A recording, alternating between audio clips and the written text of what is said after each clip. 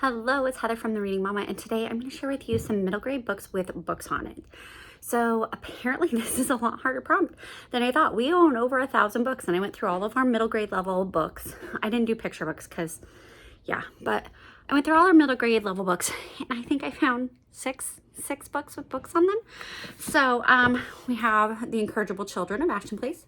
Miss Lumley has a book there, always. Never go anywhere without a book.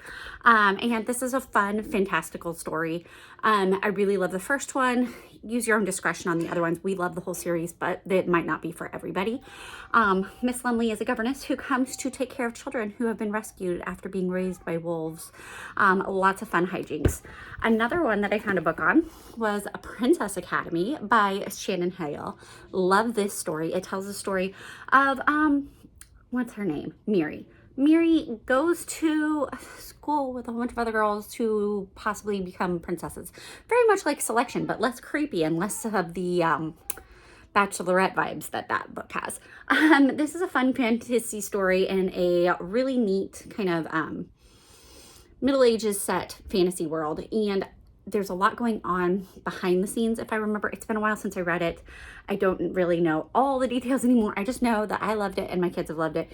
And who doesn't love a princess that's not the typical princess story? Next up is Mr. Limoncello's Library, which obviously has books on it. And imagine it's a library with an escape room that's full of games and puzzles. Lots of fun, lots of craziness. There's always, I don't know. This was very sweet and gentle and fun book, and it was a really good audiobook. But yeah, it's very much an escape room from the library.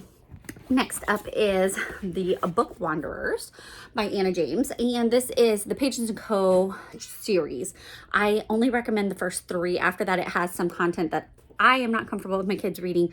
You may be. However, in this book, the main character, Tilly, right? Is it Tilly? Yes, Tilly is able to travel into books and with the book characters.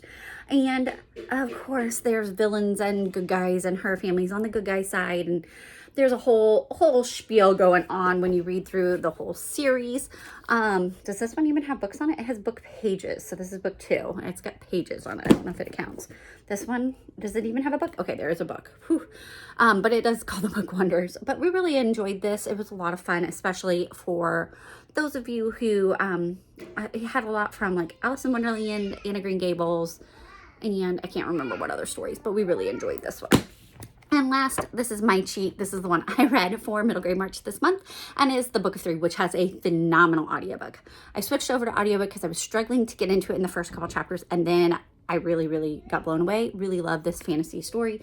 And you follow Taryn, and he is the assistant pig keeper. Basically, he wanted a job title, and they're like, hey, you can be the assistant pig keeper. What do those duties entail? Well, you take care of the pig.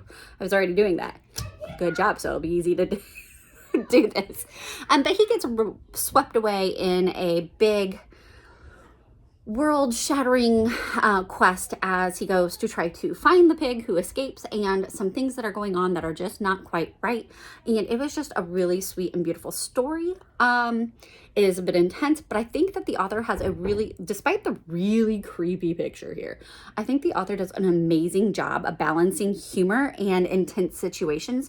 And so I feel like this is a really great thing for a middle grade, because it's not too silly and nonsensical, but it's also not too serious. It just really toes that line well. And as you follow Taryn, he meets a quick-witted princess along the way.